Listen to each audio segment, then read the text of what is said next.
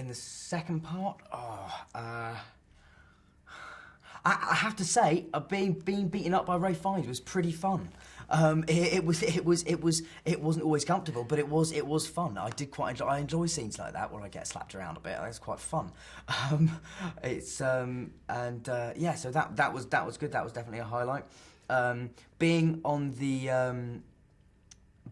the underground cart, which takes us inside Gringotts, being on that cart with Rupert, a guy called John, Warwick Davis, and Helena Bonham Carter, and then Emma, was great fun because it was just, we were all soaking wet. It was we were just making jokes, and it was hilarious. It was really, really good. That was a fun day, definitely.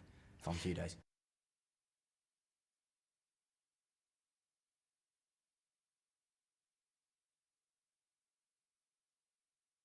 Weirdly enough, the most emotional shot of the film was probably the last one, which was not an emotional scene, but it was a scene where I literally, it was a shot of me jumping into a fireplace at the end of the Ministry of Magic chase scene, and then after that, that was our last shot on the film, and so that was how we ended up. I think the other emotional scene in this film is the one that I've been most looking forward to as well, was the scene where I walk into the forest and suddenly I see my parents and Sirius and Lupin standing in front of me, and that was an emotional scene also because Gary came back for it, and also because Adrian and Geraldine, who play my parents, are wonderful, and I'm in a way why I'm so sad they died is that I would have loved to act more with them.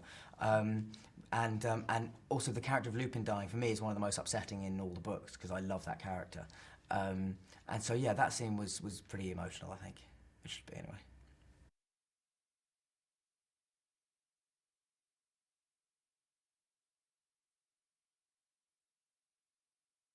Fight for your life, I suppose, would be one of the main themes. It's a battle to save Hogwarts. It's a battle to survive. It's a battle to see the next morning. That's kind of the thrust of most of the film, and also it has all the Harry Potter themes of friendship and all those things, and how tested that can be, and in this even more extreme situation, how much these three, four, five, the whole school relies on each other, and that's what I love about it. It's about communal spirit. It's and surviving.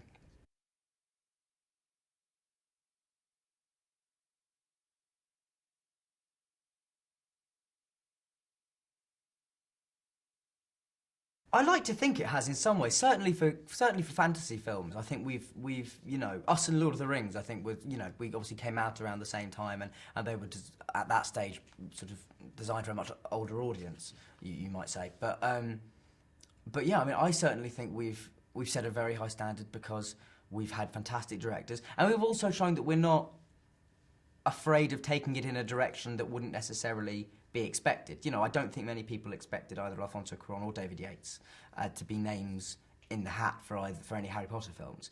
But thanks to our producers who have had the courage to say, this guy could make an amazing Harry Potter movie, it's set us apart slightly from other fantasy films. I think we're really, really interesting. We have fantastic actors, and also, what sets Harry Potter apart from other entertainment is just the fan base. Ultimately, is so vast and so supportive that it's hard for other things to compare for it. But obviously now there's films like Twilight and the Narnia films that all came out, and they're doing well as well, and brilliantly in Twilight's case.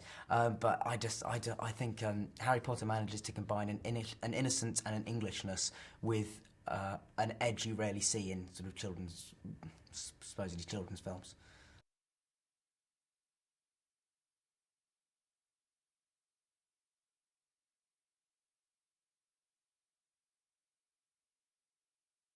It was no, it was quite sad, but it was, I think, more than letting ourselves be soppy and nostalgic about it. I think we just used the pressure we felt because we knew it was the last one, to spur us on to try and make it the best one we could.